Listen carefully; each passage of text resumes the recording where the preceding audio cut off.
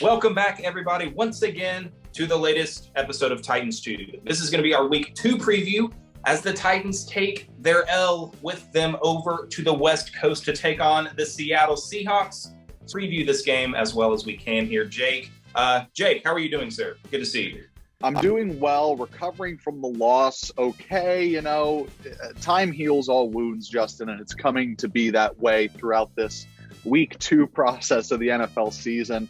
A lot's being made of Mike Vrabel saying, Julio's doing dumb shit to hurt the team, and Derrick Henry's impassionate, rant to the offense early in that game last week. But I think, this team's culture is strong enough to maybe rebound and go to Seattle and get a W. Now, will they is another question, and I guess we're going to dive in to see if they can get that W. Yeah, so it is going to be difficult. Seattle last week did us a solid. They took down our hated rivals, the Indianapolis Colts, 28-16. It wasn't even really that close. It was 28-10 until like 2 minutes to go in the fourth quarter. They handily defeated them. Offense looked good. Defense, that I have it written down here. They had 10 sacks. I mean, not 10 sacks. They had 10 QB hits, which is, that You'd be in tells you trouble if they had 10 sacks. Oh my God. I would say just go ahead and rest Ryan Tannehill, let Woodside give it a shot, because that would end Ryan Tannehill. But they were getting consistent pressure on Carson Wentz, and that is not good news given our pass protection issues big time last week against Arizona. So we're gonna give it a shot here. Last time we played these Seattle Seahawks, just a moment in history. It's kind of getting to be a forgotten game, but it was one of the better wins at Nissan Stadium in recent years when Mariota led the charge and took down Russell Wilson, who played a really good game in that game. Score was 33-27. There were some long touchdowns by DeMarco Murray. Rashard Matthews caught a screen pass and took it like 60 yards to the house. Big time exciting win back in 2017. But these are new Titans, but it's the same old Russell Wilson and Tyler Lockett. Just a couple of weapons that they still have back there. So we're going to get started here in breaking this down. We'll start with Titans passing offense going up against the Seattle secondary and their pass defense, Jake. What are we looking at here? Yeah, absolutely. And I think it's funny that you mentioned, these aren't the same old Titans. Well, they kind of felt like the same old Titans week one, especially when it came to play calling and how this passing offense looked, Justin. Todd Downing is going to have to right the ship in a hurry. Otherwise, we're going to look like the Terry Robisky Titans of old, and not the kind that put up 33 points on Seattle, the worst kind. But yes, Titans passing offense versus the Seattle pass defense.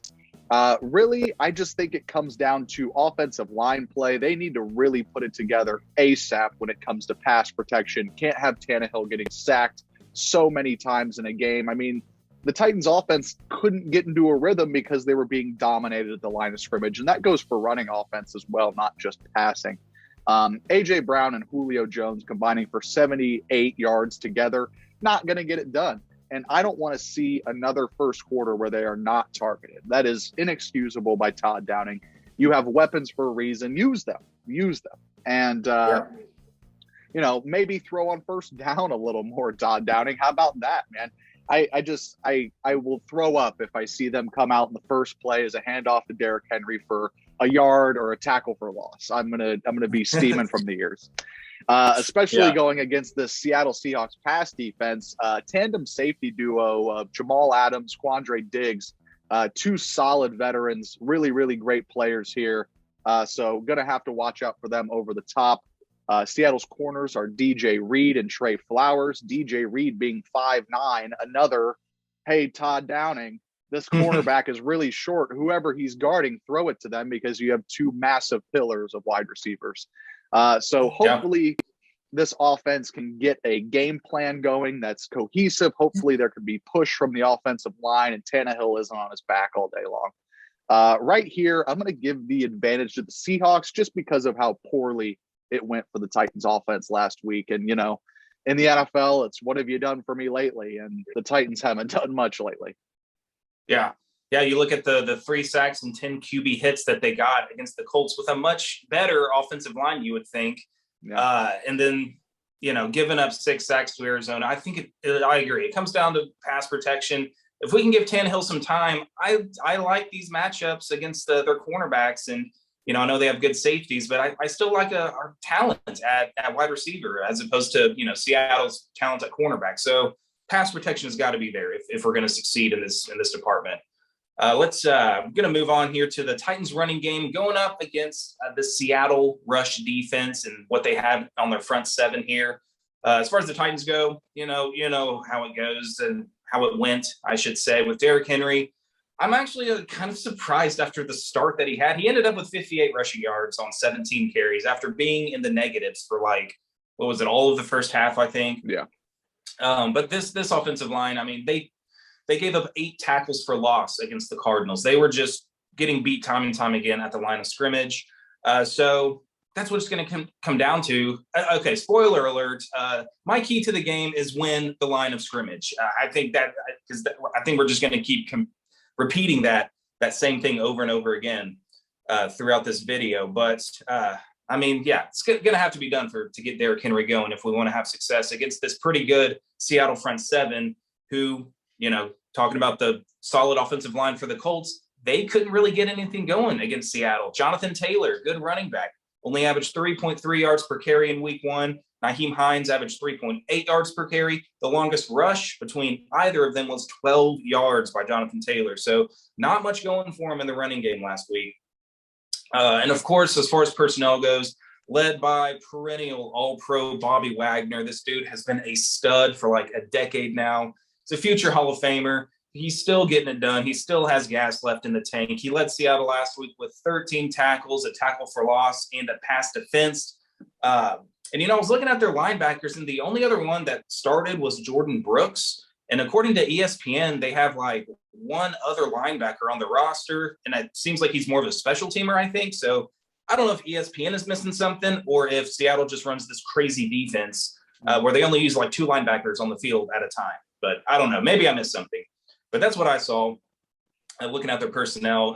And up front, they're led by some really old veterans. They have old man Carlos Dunlap, who's been with the Bengals for forever, now with the Seahawks, and ex-Titan Al Woods. Didn't know Al Woods was still playing in the NFL. How about it? But, good for him. He's sticking around and playing meaningful snaps for the Seattle defensive line. Fourth-year man, Poona Ford. Never heard of him, but he registered like 45 tackles last year, which that means he's playing a lot and he's getting running backs to the ground for a defensive tackle. That's pretty good numbers. And Darrell Taylor, former University of Tennessee player, 2nd-round pick. If you guys care about University of Tennessee football, anyway, he registered his first career sack last week against Carson Wentz. So he's the guy that we're probably going to have to look out for as well. So I don't know. What do you think in this, who has the advantage here? I mean, the veteran presence of Bobby Wagner scares me. He's going to have that defense in line, putting them in the right looks and what to expect against maybe another predictable outing with Derrick Henry up the middle. Incomplete pass, 3-and-out punt. Boring Titans offense. Based on last week's results, I mean, I know it's a small sample size, but I'm just going to go ahead and give Seattle the advantage here. This offensive line has got to show me something. Show me that you can get some push, open up some holes for Derrick Henry, like they did all of last season. So that's what I'm looking for. But for now, I think Seattle's going to have the edge here, when our offense takes the field, which is crazy considering last year we had one of the best offenses in the league. But, based on last week, I think Seattle – has the upper hand here, but we'll see.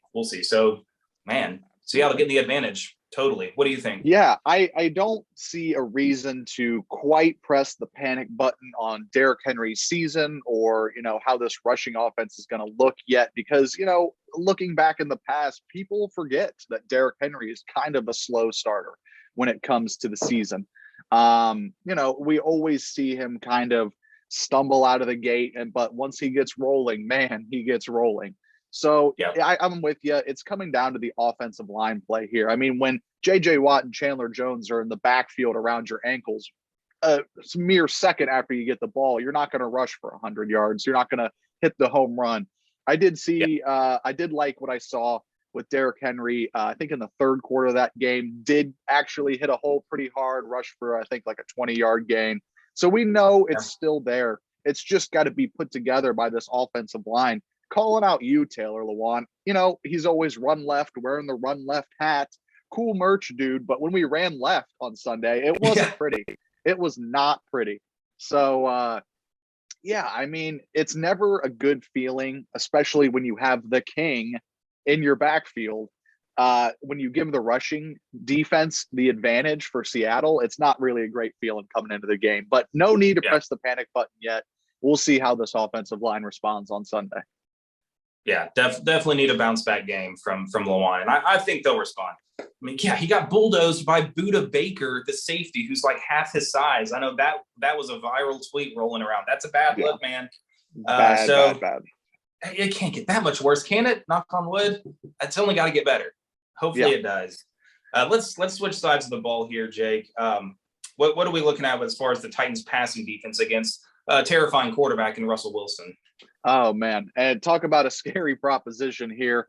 Titans defense last week was lit up by Kyler Murray, a great mobile quarterback, great throwing on the run, has great receivers. And you look to week 2, oh boy, we get the same thing, if not better, you know, on paper. With Russell Wilson coming into the game, he was basically perfect last week, 4 touchdowns, 11 yards per attempt, threw 2 touchdowns to Tyler Lockett. 1 to Metcalf, and then another to their tight end, Gerald Everett. So he's spreading the ball around the field to all of their weapons. And don't forget about Chris Carson coming out of the backfield. He's been a receiving threat for them in years past. And, you know, Russell Wilson might not be as quick and speedy as Kyler Murray, but he really is one of the masters at extending plays in this league. And I like your note here. Keep your butthole clenched when Russell Wilson scrambles. There's going to be plenty of that going on Sunday afternoon. Yeah, it's just what's going to happen? Something bad is happening when something bad is about to happen when he extends plays and he's running around. It's going to be a perfect pass for a touchdown. That's just what he does. Yeah, and I wasn't exactly thrilled with what I saw from either the Titans secondary or the pass rush. I mean, Bud Dupree, Denico Autry basically silent in the game against Arizona. So both free agent acquisitions not really making a splash thus far. You're going to want to see them take a step forward and try and notch at least a sack. We got to get to this quarterback, and Jeff Simmons can't do it all by himself. So definitely leaning towards the advantage going to Seattle here. Would like to see another good game from Christian Fulton. Jackrabbit Jenkins, come on, man. You got to earn that name and play like the Jackrabbit that you are. So I'm leaning advantage Seattle here as much as it pains me. Russell Wilson might give us some nightmares on Sunday. I agree with you. It's looking bad. That's a terrifying matchup with Russell Wilson and those weapons there. So we got to get an advantage somewhere, Jake. So I'm gonna extend an olive branch here in this next category in Seattle's rushing offense versus our rushing defense. Last week it was such a disaster, but whenever you look at the rushing, as far as the numbers go with the Cardinals, they combined, I'm talking about Chase Edmonds, James Conner, and Kyler Murray rushed for 136 yards on 4.1 yards per carry. That's not a terrible average to give up really in this game. It's not great. It's not like shutting them down, but it was a decent outing from this front seven. So we'll see if they can build on that. But, last week with Chris Carson, Seattle's running back rushed for 91 yards on 5.7 yards per carry. I don't know how the course of the game, played out, if he was getting gains early on, or if it was, Russell Wilson really taking the top off the defense, really opened up the running game and allowed Chris Carson to get, those 91 rushing yards. But I think it's manageable. I think it's doable for this Titans front defensive line. Jeff Simmons, Bud Dupree. I still have a lot of faith that Denico Autry is going to come around and be a stud for this defensive line. So I think they can get it done. If there's any category that we have going up against Seattle, we've got to be able to shut down the run, make Russell Wilson beat us with his arm, and he can. He definitely has that capability. And it's not really even a running back by committee, kind of what Arizona was doing, swapping between Edmonds and Connor. I mean, Chris Carson, it's kind of become a one-man show. They do have Rashad Penny as a backup, but he didn't really do much. I think he had 3 or 4 carries, and then in years past, he hasn't really seen much action at all. So we're really looking at Chris, can we shut down this guy? And, based on the performance last week, I think this is where the Titans are able to get it done. I'll go ahead, maybe it's kind of a solid push in this matchup, but I'll tap the Titans here just because I am desperate for any kind of positivity and hope coming into this game. Give me the Titans rush defense to have a good outing and shut down Chris Carson here. So let's go. Would love to see it. Yeah. Would absolutely love to see it. Paging Shane Bowen. I mean, not a great start as the defensive coordinator officially. And, he was the defensive coordinator by default last year. We still don't really know what it was. But if he was heading the defense last year and going into this year, his resume is not looking great. I know he's friends with Vrabel, and that, there's something to be said there about Mike Vrabel and, maybe his stubbornness when it comes to his staff. A lot of people are kind of bubbling up and calling Vrabel egotistical and that kind of thing. I mean, he's a defensive coach, and our defense has not taken strides. It's regressed in his tenure here, which you don't like to see. I'm leaning towards a push, Justin, but okay, fine. It's Titans tube, not Seahawks tube. I guess will give us the slight advantage just because, Big Jeff in the middle. I mean, that's the sole kind of crown jewel of this defense. So, for better or for worse, I guess we'll take the advantage. And, it's a scary thing you said, make Russell Wilson beat you with his arm. Are you sure about that? Are you sure that's what you want? No, man. It's not. Careful what you wish for. But I'm with you. Any semblance of hope. Yeah, I might need to take that back because he's probably going to go off for 450 yards after Chris Carson gets shut down for 20. And it was like, oh, he definitely beat us. We should have seen that coming. Okay. Oh, man.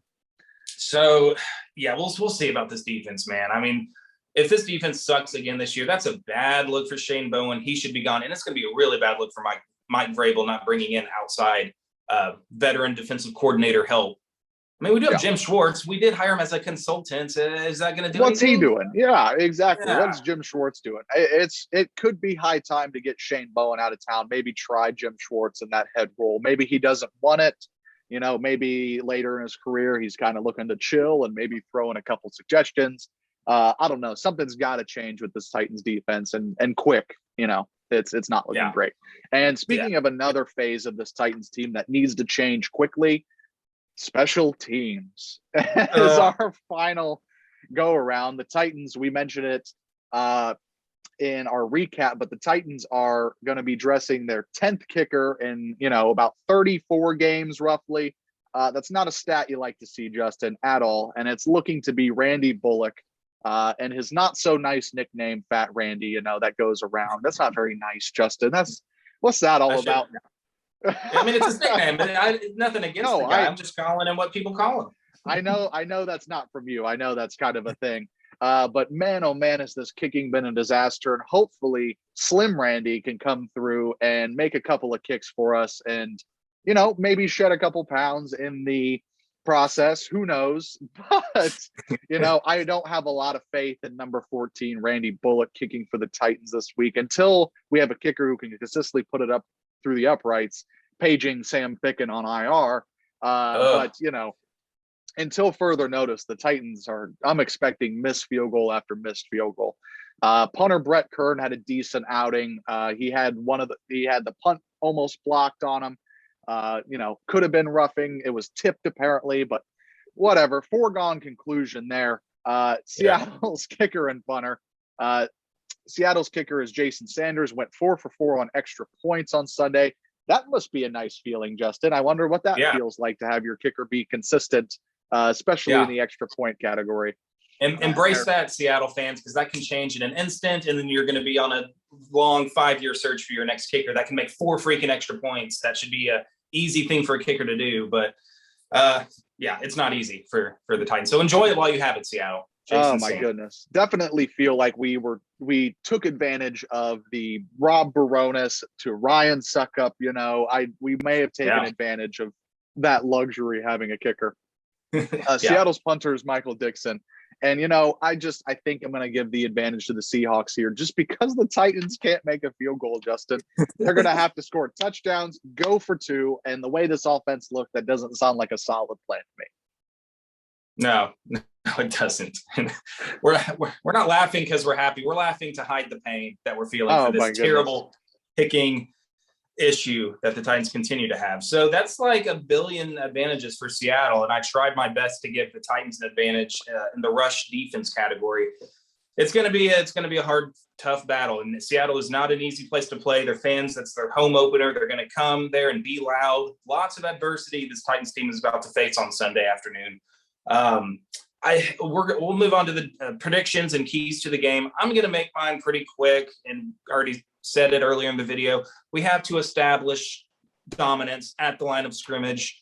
Can't allow Derrick Henry to be having to break tackles in the backfield. We can't give Tannehill less than 2 seconds to make a read and throw the football. We got to give him protection. Let's take advantage of, like you said, these size matchups, the 5'9" cornerback. If we see Julio lined up with him on the same side, let's try to make something happen over there. We don't have to overthink this. Football is largely a game of just matchups and taking advantage of what you have in front of you. And it is a lot of X's and O's, but look at your players and take advantage of what you see there. So take advantage of the line of scrimmage or establish your dominance at the line of scrimmage on both sides of the ball. Defensive line has got to get after Russell Wilson as well and shut down their run. So that's my key. I'll go in ahead and be a biased Titans fan. I'll give us the victory here, Jake. I'll do a weird score because we're probably going to miss some extra points and field goals. I'll say 29-27. Titans get it done by 2 points there. I like it. All right. What's your take for this game? I like it. There are reasons for optimism in this game. Mentioned in the NFL Picks video, Mike Vrabel is 7-0 in his coaching tenure coming off of a double-digit loss, and boy, did the Titans have a double-digit loss last week. So Mike Vrabel is doing something right when it comes to getting this team to respond the way he wants them to. And, all, arguments about Vrabel's ego and his coordinator choices aside, I feel like he's a great motivator, and he really gets this team to respond in a way we have not previously seen under, Wisenhunt or Mike Mularkey or any of the coaches that precede Mike Vrabel. Anyways, a second reason for optimism, the Titans are wearing their Stormtrooper all-white unis on this road trip to Seattle, and that just gives Titans fans a breath of confidence for whatever reason. I don't even know what our record is in the all-whites, but it can't be over the top great. I think it might be 4-1 since the redesign of the uniform. So whatever. Yeah. Another reason for confidence there. Any piece of hope that Titans fans can get walking into this one. My key to the game, Justin, is creativity. Creativity. Come on. No deep shots to A.J. Brown or Julio the entire game.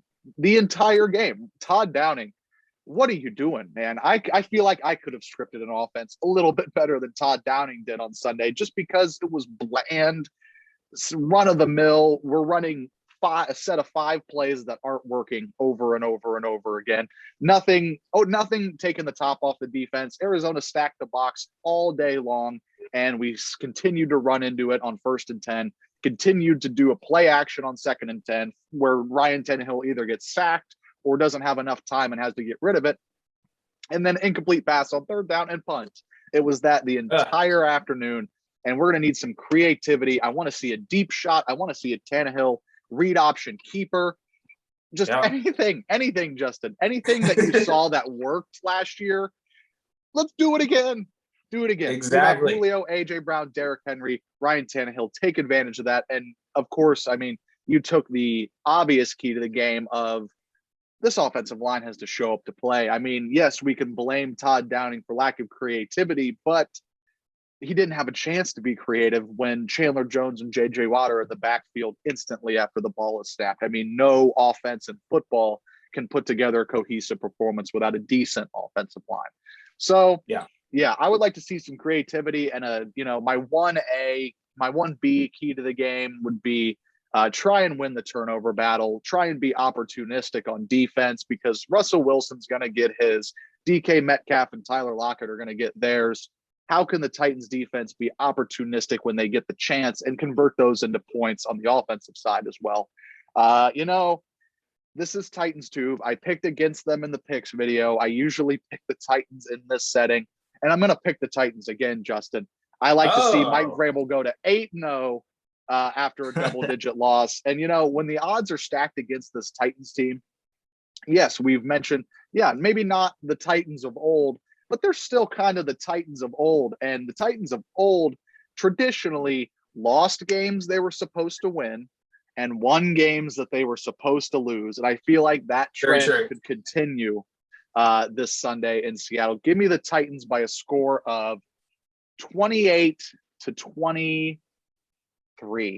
I always got to do the weird one. 28-23. Look for Derrick Henry to maybe get it rolling. Yeah, I would love to see this defense shut down Seattle to 23 points. I mean, I would take that. I would definitely take that that score there for Seattle. I really like what you said. Creativity. Come on. Yeah, be creative, unpredictable. Yeah, throw on first down. I think, maybe Seattle or maybe at the Atlanta Falcons, their game might be done. I think they might play at noon. Maybe Vrabel can phone in and be like, hey, Art, are you watching the game? What play should we run here? I think that might be more effective. I don't know. Atlanta's offense didn't look much better. I don't know if we should call our old friend, or maybe we should call one of us. Maybe just at least give me a call. I'm available. Yeah, we did score more points than Atlanta last week somehow.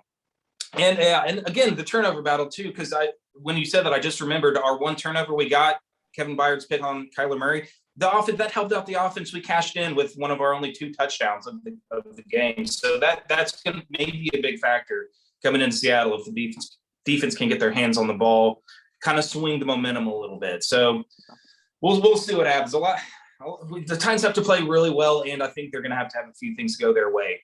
But I have faith. And, like you said, these Titans that we know win games that you kind of don't expect them to. And then we might blow it against the Colts next week. So that wouldn't surprise me. All right. We're trying to wrap it up, guys. And my phone died and I had to switch phones. But I'm back because it's important that we wrap it up properly and let you guys know to subscribe and like and comment if you would like to do that. So I'm here to help tell you guys that. But do you have any last words, Jake? No last words other than to tighten up, nowhere to go but up from week 1. At least that's the silver lining you can take away if you're trying to be an optimistic person with this Titans team. I don't know if it could get any worse. I mean, it could, but not that much worse. But yes, tighten up. Hopefully Mike Vrabel can right the ship for this team. If we can split the Arizona and Seattle set here, I think that's a huge win for the Titans, especially with Indy coming to town next week. Let's just try and build some momentum, look more cohesive as a team. And I think we're going to see this Titans team progress a little bit as we get into the season. Hopefully, fingers crossed. Like you said, like, comment, subscribe, all that jazz. And thank you for tuning in for the preview. Tighten up, everybody. Yes, tighten up. Thanks, guys. We'll see y'all next week with our game recap. Hopefully a winning edition. Oh, God. Yes. Oh, God. Peace. All right. See you guys.